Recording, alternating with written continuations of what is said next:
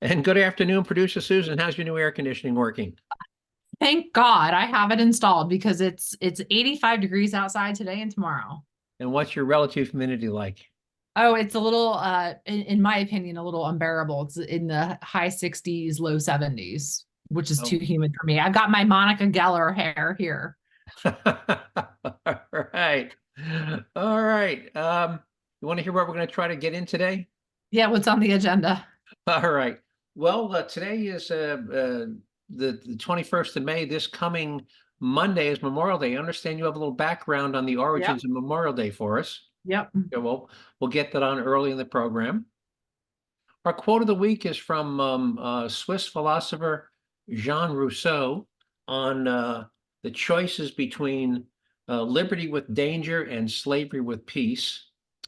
You'll bring us up to speed on the origins of Memorial Day. Yep. And our stupidest thing I've heard all week, we'll tell you why the state of New Jersey is suing a church over their restrictions on how and when their oceanfront beach property can be used. And when you hear the details, you're going to shake your head and say, why are they doing this? Um, in a close runner-up, we'll tell you how President Biden has flip-flopped on trade tariffs, first condemning them as stupid and now praising them.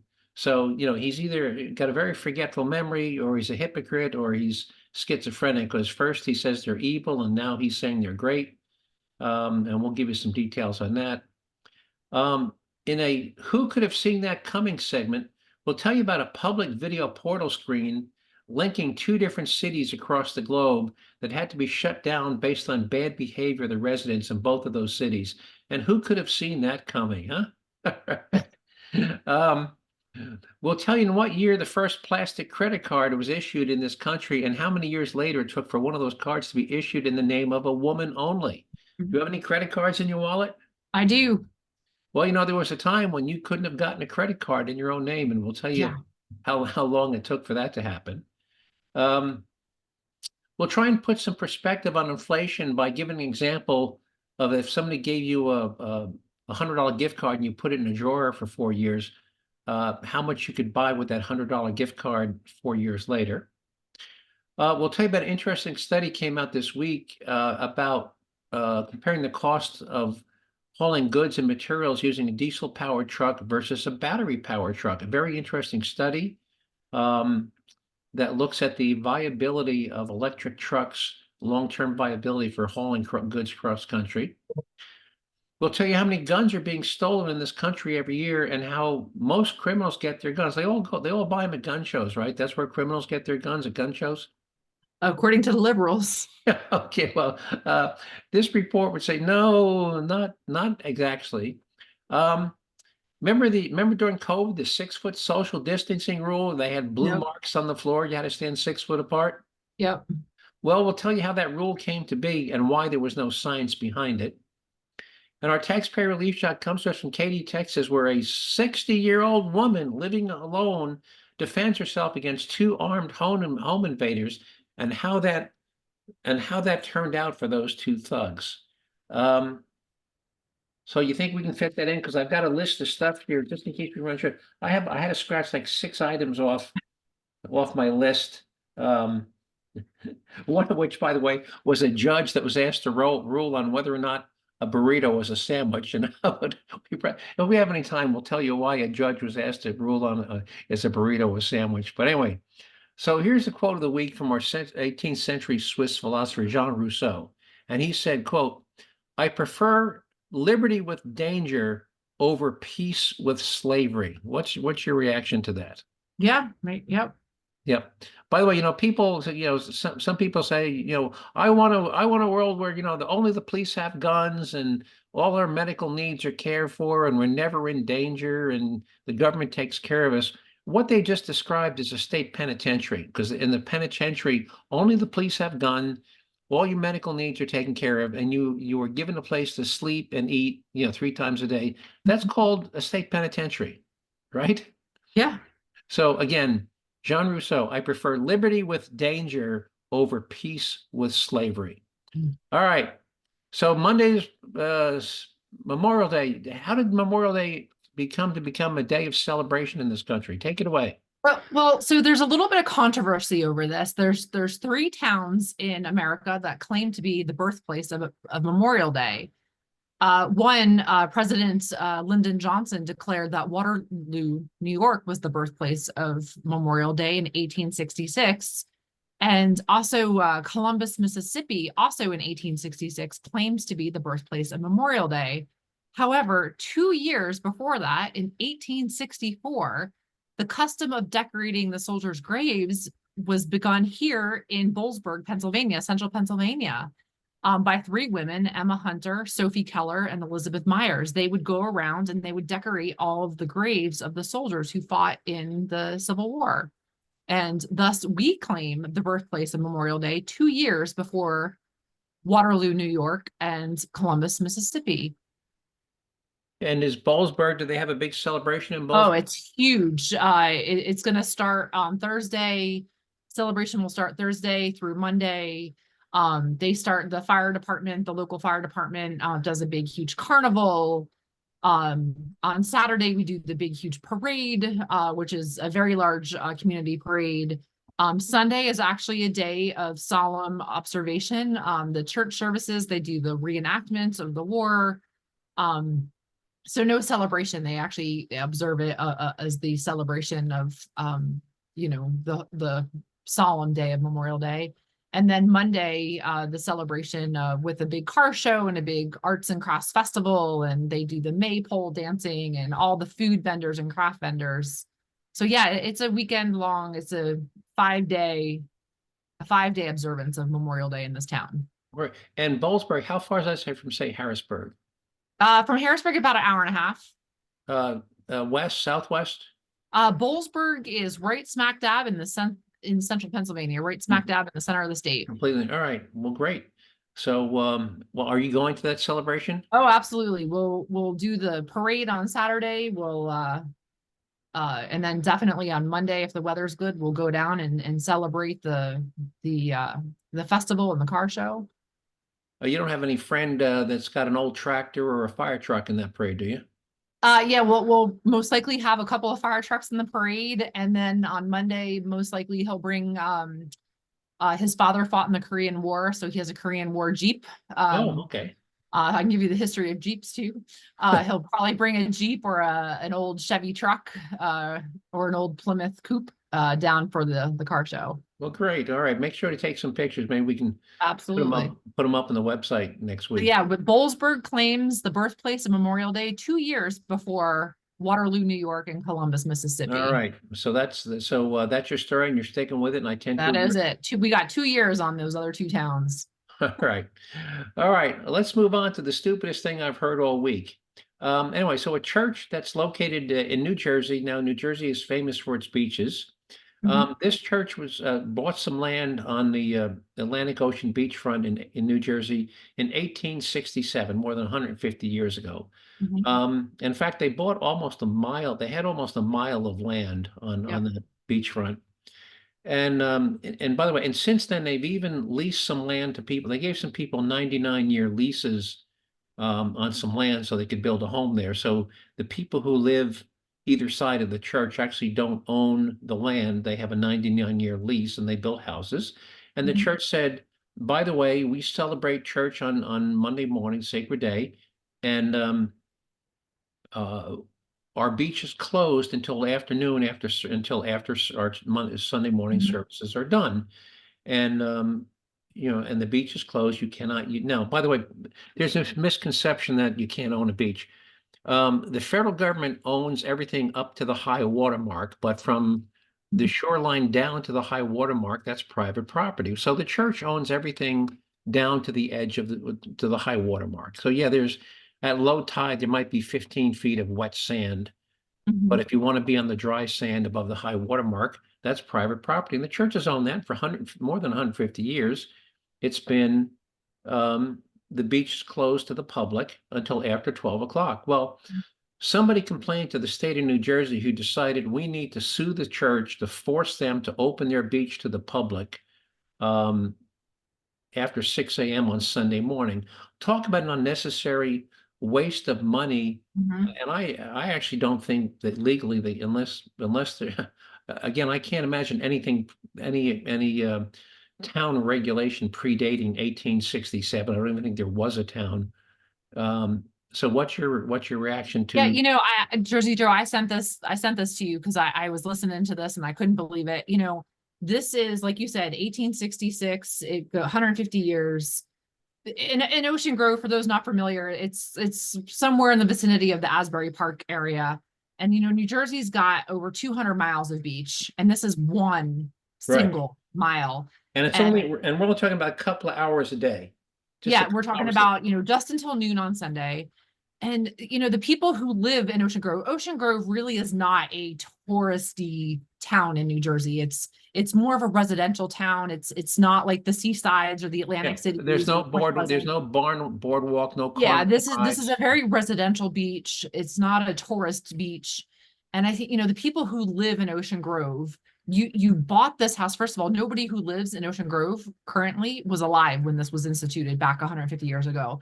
So the residents at Ocean Grove purchased their land knowing that this was a covenant, if you will, if that's what Right. you want to call it. So this was not a shock. This was not like a brand new thing, like, oh, we're suddenly going to change our mind and you can't use the beach on Sunday morning. And again, we're talking about a couple hours, and I equate this to those not familiar. There's blue laws in New Jersey in some counties, like Bergen County, Right. and nobody seems to have a problem with blue laws on Sunday, where everything's closed on Sundays. Right. And by the way, and This is if a you couple of hours. We're talking about a couple of on hours a Sunday morning, on a and by the Sunday way, morning.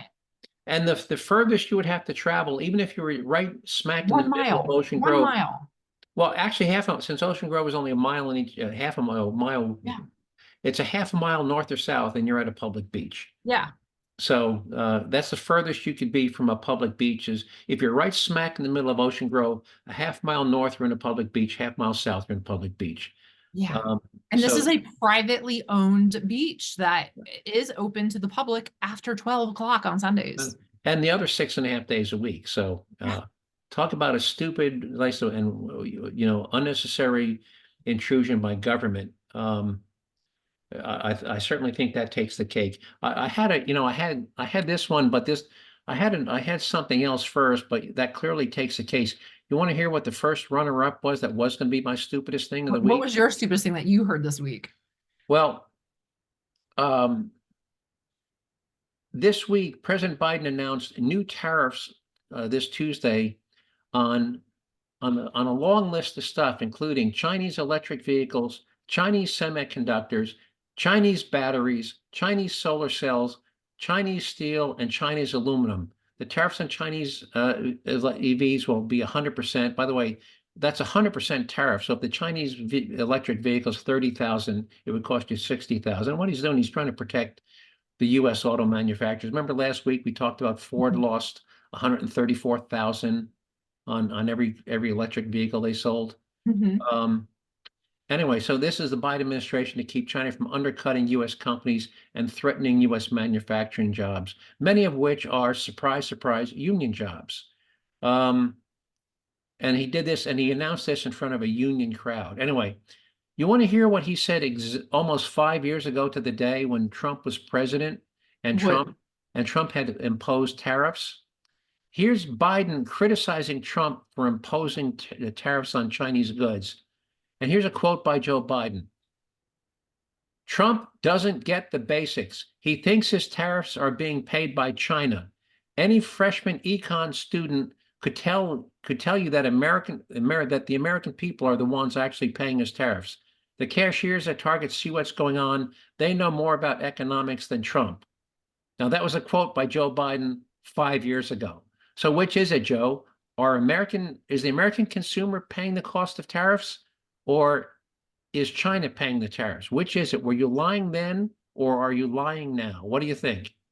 Yeah, good question. Good question. And in a way, he's right. I mean, because if you impose a tariff on something and it still gets imported and put on the shelf, the cost of that tariff gets added to the cost of the product. Or if you bar the less expensive product from entering the U.S., and you can no longer buy that less expensive imported product, you have to buy the more expensive American-made product. Either way, you're still paying the cost right?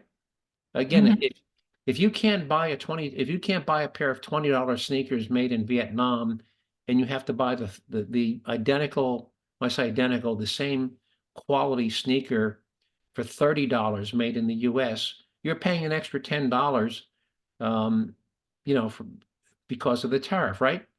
Yep. So again, this is what he said 5 years ago. Trump doesn't get the basics. He thinks his tariffs are being paid for by China.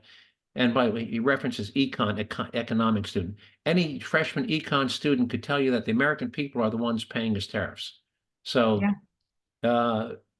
he's either hypocritical or schizophrenic. Which do you think it is? I think he's a little hypocritical. Okay. All right. Moving on. Did you hear about the video portal that was opened in New York City last week? All right. Who could have ever imagined? For those who haven't heard about it, if anybody's ever seen the Stargate movie where they've got this big round circle that opens up and they step through it, they transport it through a wormhole. Well, New York City opened a video portal that had it was round. It looked just like the Stargate portal. It had a 6-foot video screen in the middle, and it had cameras in it. And on the other side of the portal, there was a matching one in Dublin, Ireland. So the people in New York City could walk up to the Portland and see the people on the sister portal in Dublin. So the theory was, hey, we could wave, we could celebrate, we could put up signs. Well, what do you think happened the very first day? Who could imagine? People flashing, people mooning the other people holding up vulgar signs, people giving each other the finger. So at the end of the first day, they had to shut it down because of lewd and inappropriate behavior, not only on the New York side, which wouldn't surprise me, but on the Dublin side as well. So it was just shaking my head. Who could have seen this coming, that you put up a video portal in two heavily populated cities and people would immediately start to exhibit lewd and inappropriate behavior. So the portal is open now again, and I find this interesting. So they do have some rules. I think it's monitored now. There's a police presence there. And the portal shuts down at 4 o'clock. I believe it's 4 o'clock Eastern time, New York time. Opens at 6 in the morning and closes at 4 in the afternoon. Yeah, because that's actually 10 o'clock at night, Dublin time. Dublin, right. But one of the interesting things I think they've put into place rather quickly is they're using AI technology to blur out inappropriate behavior, which I think that was an interesting twist that they were able to implement very quickly. Yep. So but obviously they didn't think about that. Maybe they should have thought about that first, huh? So anyway, who could have imagined? That's all right. You want to move on to credit cards? Yeah. So I've been watching on the History Channel. It's Sunday nights, the mega brands that built America. And 2 weeks ago, they did one on credit, Visa, American Express, Diners Club, MasterCard. And I learned a bunch of things. First of all, the first credit card didn't exist until 1952. And when it first came out, it was like a cardboard library card. You would hand it to the waiter and they would take it over to the hostess stand, and she would copy down your name and your name and your membership number on a ledger and hand you your cardboard card back to you. And at the end of the week, the restaurant would mail an invoice to Diners Club and saying, these are the 8 people that used your quote credit card this week, and then Diners Club would mail the restaurant a check. And it was it was literally a cardboard card the size of a business card, and that had to be replaced because it would rip, tear, and get blurred. Anyway, the first did you see the episode? I did. I think this is a fascinating series, not just the credit card one, but all of the series is a fascinating series. Right. Do you recall what year the very first plastic credit card was issued to replace the cardboard? There was a couple of really cool advances they made. Was it in the 60s? No, it was 1959 is when they started. Okay. I was close. It was with the raised, it didn't have the magnetic stripe, but it had the raised lettering. Were you old enough to remember when they would put the card in the machine and then? Yeah, I do remember that. And the carbon paper and they would roll the roller over the top of it, and they would have to mail the paper receipt into the company to get paid. Yep.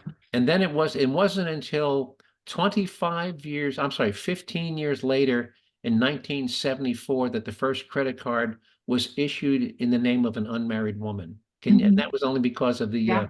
Equal Rights Amendment was passed. But up until 1974, a single woman couldn't get a credit card in her name. How far we've come.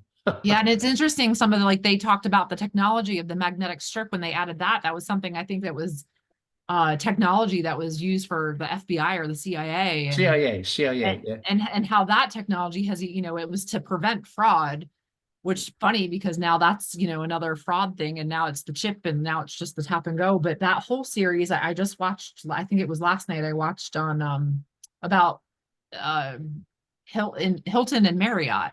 I mean, these are real people. Yep, yeah. And the guy that Conrad Hilton Yeah. started his hotel chain, but he was down in Texas during the oil boom back in the early 1900s, and looking at all these oil field roughnecks looking for a place to sleep, and all they had down there were these really like boarding houses, and he thought, Yeah. there'd be a great opportunity for hotel. But literally, he went down. He was almost broke, didn't have a lot of money. I think he had maybe $10,000, and he bought himself a hotel and borrowed money to fix it up. So yeah, One that's of the good to know. interesting things I thought of that series, of that particular episode, was so Marriott actually started off as a restaurant chain or restaurateur, Uh-huh. but where he actually got his business started was feeding meals, boxed lunches to airlines. Huh, I didn't, I Or the haven't air, seen. did you watch that episode? It was the No, no, airline. I started watching, couldn't finish. I was Oh only yeah. 10 minutes into it, so I've got to watch the rest of Yeah, it. that was one of the fascinating things I didn't know about the Marriott family. It was that how they really got their start was catering to these box lunches for airlines. Huh. And Well, that's where the modern day airline meal comes yeah. from. Well, it's still on my watch list, and I'm going to try to get to it. Yeah, I do recommend that series. Yes, it's a great series. All right, let's put inflation into perspective. So, has anyone ever given you a gift card? Yep, yep. Right. Well, if somebody gave you a gift card at the beginning of the Trump presidency and you put it in a drawer and forgot about it, at the end of the Trump presidency, if you suddenly pull and said, "Oh, I got a gift card," um, and you decide to go out and spend it on goods and services, um, you could still buy 4 years later, you could still buy $92 worth of the 2017 era goods and services that you could have bought when you got that card at the end of Trump's presidency. In other words, inflation only cost you $8 in 4 years. Again, 4 years later, you got it in 2017 when Trump was, he was sworn in on January 2017. At the end of his presidency, it was still worth $92. Now, if someone gave you that same $100 gift card at the beginning of the Biden presidency in January of 2021, do you know how much worth of goods and services you could buy with it now?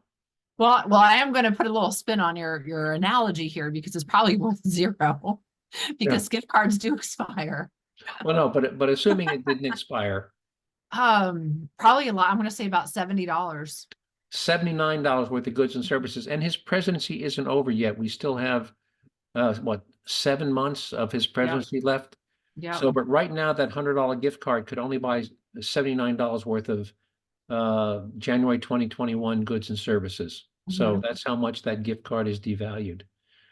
All right, let's talk about diesel powered trucks versus battery powered trucks. Now, you're familiar with the Ryder Trucking Company, right? Yeah. Yeah. Yeah. Moving trucks. Yeah. And Ryder leases all sorts of trucks. Now, they lease these and they lease them to commercial trucking companies.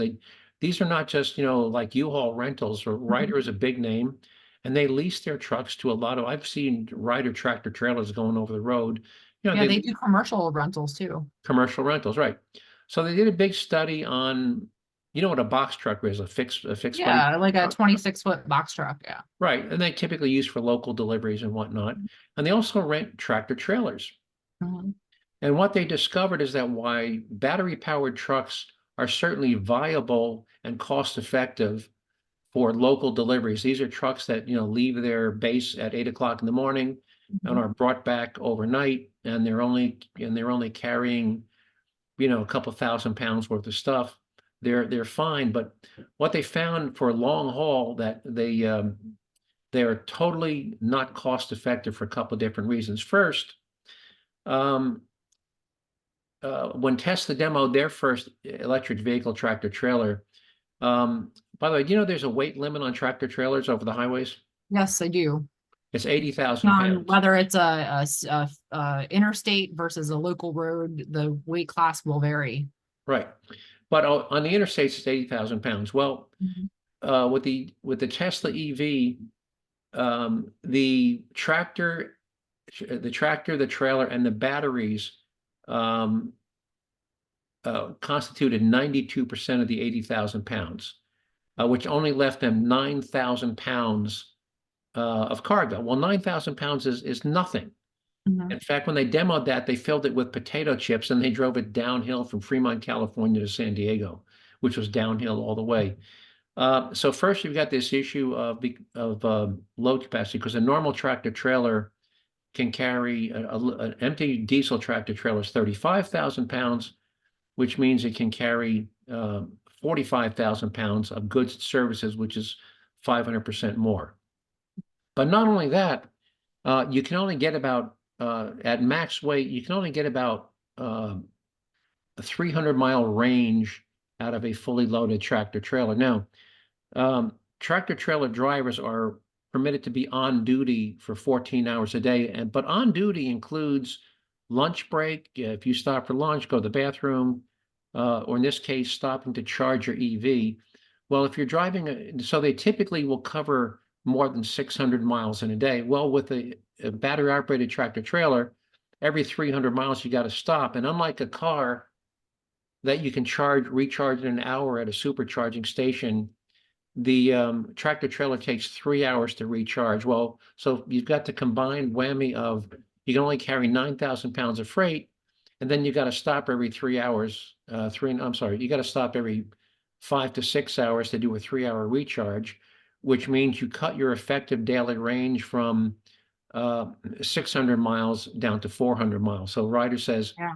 Until somebody fixes the weight of the batteries, tractor trailers are not practical for long haul freight transport. Yeah, I mean, I guess they could make sense, like you said, for local deliveries in Oh yeah, a no, they're great. 26-foot box truck. Yeah, 6 foot. No, if you own a Pepsi distributorship and you want to deliver Mhm. sodas and potato chips and Fritos to your local convenience stores, that it's a great thing to do, but not long haul. Yeah, I would like the listeners to explain to me what is the fascination with these new Tesla Cybertrucks? Because boy, are they the ugliest things I've ever seen. They are. They're They actually- expensive as hell. Yep. They absolutely are. By the way, how much time we got? I got about 10 minutes. All right, so we're gonna have to move through this anyway. Let's talk about stolen guns. So with even more restrictions on legal purchases and ownership of guns, will more restrictions reduce gun crime and criminals getting guns? Based on the data, it appear not. For starters, the most recent, you want to take a guess at what the most recent estimate of the number of stolen guns in this country every year are? Oh, I hate to guess, is probably in the thousands. Try hundreds of thousands. Oh. The most recent estimate, there's 250 gun thefts reported from homes and vehicles every year, and many of those gun thefts include more than one gun. If somebody breaks in your home and you might have 2 or 3 guns. So they're estimating that there's last year 380,000 guns were stolen. That works out to 1,000 a day, or 41 stolen guns per hour. Now, and that was 2 years ago, with approximately 20,000 new guns being sold in the U.S. every year for the past 5 years, and gun thefts from vehicles increasing at more than 10% per year, the current number of annual gun thefts is probably much closer to 500,000 per year. And let me put something in here. And so, as startling as that number may seem, with an estimated 400 million guns in this country, 500,000 guns thefts per year only represents an annual theft rate of 0.125%. So it's not this epidemic, because it's 1/10 of 1% is the number of guns. So which means 99.9% of the guns in this country aren't stolen every year. So that's everybody has to have a big steel gun safe. No, gun safes are rare, but given 400 million guns, 500,000 are getting stolen. So here's the U.S. Bureau of Justice did a study among 287,000 prisoners in federal prisons, and this is not a small sample. So they they interviewed 287,000 prisoners who had used a gun during the commission of their crime. Only 7% of them legally purchased the gun they used from a licensed gun dealer in their own name. And how is that possible? Well, not every criminal was a criminal before he committed his first crime. They Yep. were legal citizens and they bought a gun and they later on became a criminal. So it's not like they beat the system. So only 7% legally purchased the gun. The remaining 56% had stolen the gun they used. Another 6% found it at the scene of the crime while committing that crime. And here's the winner: 43% purchased it illegally on the black market. How many taxpayer relief shots do we have where the thug with the gun is a 15 or 16 or 17? Yeah, well, yeah, a lot of them. The only way they can get that gun is illegally on the black market. So again, 56% stole the gun, 43% purchased it illegally in the black market, and the remaining 6% found it while they were committing the crime. And we have a link to that, which producer Susan can put up on the website. And by the way, that goes a long way. Back in 1985, there was this senator who said, here's a quote from 1985, and this senator, a well-known senator, said, "I'm convinced that a criminal who wants a firearm can get one through illegal, untraceable, and unregistered sources with or without gun control." Do you know who that famous senator was? Was it Barack Obama? No, Senator Joseph Biden. Biden, that was my second guess. And again, here's what Senator Joseph Biden said in 1985. He said, "I am convinced that a criminal who wants a firearm can get one through illegal, untraceable, and unregistered sources with or without gun control." You know, for once, I agree with Mr. Biden. He was absolutely correct when he said that. Any disagreement? No, not at all. And, you can now print guns with a 3D printer. All except for the steel barrel. You can't, you got to go get a steel barrel. But anyway, so let's talk about COVID. We all remember the 6-foot distancing rule, the blue marks on the floor of the bank and all the places you would go.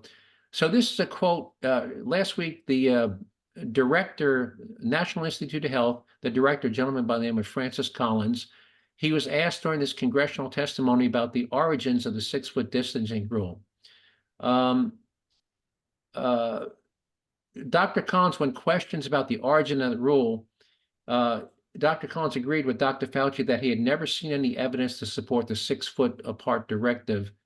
And I could quote you, he was grilled on whether there was any scientific. He said, "No, I didn't see the evidence. I'm not sure." So then he was asked, "So it has been an awfully large topic. Have you ever seen the evidence of supporting 6 feet?" It goes on and on and on. And the answer is no, I've never saw it. So there apparently was just something they pulled out of their butts regarding 6 feet. All right, I know we're running short on time, so let's do our taxpayer relief shot. And why do we call them taxpayer relief shots? I'll let the sheriff of Santa Rosa County, Florida, explain them to you. And he said, "Somebody's breaking in your house, you're more than welcome to shoot them in Santa Rosa County. We prefer that you do, actually. Hopefully you'll save the taxpayers money." All right, and our taxpayer relief shot comes to us once again from Texas. A lot of people, if you're a thug in Texas, you have to be stupid to be breaking into people's homes, don't you? Half the population of Texas carries. You got it. And by the way, there's another one with 2 thugs. But I'll give you a hint. Only one of the thugs gets shot. What do you think happens to the other thug? He runs away, I'll bet you. Runs like hell. Why are we not surprised? So here we go from Katy, Texas. 60-year-old woman.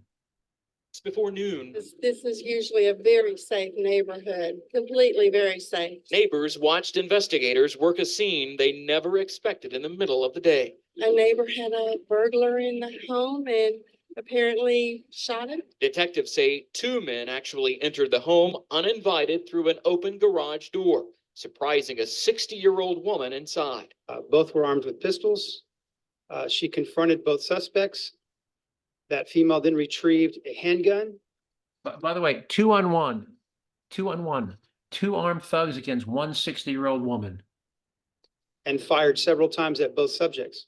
One man collapsed and died in the woman's front yard. It is unclear if the other got shot, but he did get away and was last seen running out of the neighborhood. You know what? In the state of Texas, you're going to get on somebody's property, you're going to get shot. I love that. In the state of Texas, you're on somebody's property, you're going to get shot. That's just the way we are. That's just Texas. The woman That's told just Texas. That's Texas. not know either man who entered her home. It's too early to know if they picked the home at random, something neighbors say the pair no doubt quickly regretted. And at this hour, we're told that woman is fully cooperating with investigators who say it is too early to know if she will be charged with any crime. Mia?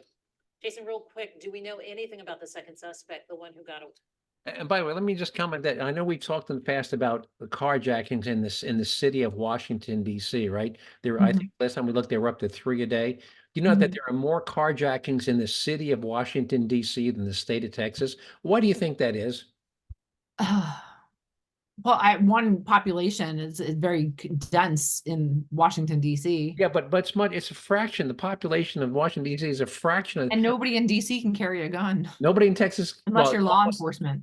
almost impossible to get a gun in Washington, D.C. And in Texas, everybody has a gun. So maybe there's a correlation between nobody in Washington has a gun and everybody in Texas has a gun. And that's why the city of Washington, D.C. has more carjackings than the state of Texas. Well, you see across the United States, the states that have higher rates of carry permits, like Montana, Wyoming, Texas, Yep. have low crime rates. And then the states that have high crime rates, New York, Illinois, Yep. Washington, DC, you can't, only Yeah, law enforcement can The carry thugs aren't worried about getting shot. So, Yeah. and by the way, we're up to 27 states now where you don't need a permit from the state to carry a concealed weapon, Mhm. providing you are legally eligible to carry the concealed. That doesn't mean everybody can carry concealed weapons. What the laws in those 27 states says, if you qualified for a permit, you don't have a criminal background, you're over the age of Mhm. 21, you have no restraining orders, you don't need a piece of paper from us saying you can carry a gun, you can carry a gun. Mhm. So it's not open season on everybody carrying a gun. Anyway, before we run out of time, anything you want to add? No, I hope y'all have a good Memorial Day holiday. Same here, and I will talk to you next week after the holiday. We'll see how it went. In terms of wrapping up, I want to thank everybody who listened to this podcast for giving up 30 minutes out of your day. I hope you found it interesting, important as I did. If you want to see some of the materials and story links you heard me talk about, producer Susan will put them up on the Jerzee Joe website at jerzeejoe.com, with Jerzee being Jerzee. And if you want to send me an email with a comment, question, or suggested show topic, you can do that by sending me an email. It's just joe@jerzeejoe.com. Just remember to spell Jersey with an R, Z, and double E. And with that, producer Susan, I will say goodnight, and you have yourself a good and safe Memorial Day weekend. You too, Jersey Joe. Take care. Right. Bye-bye.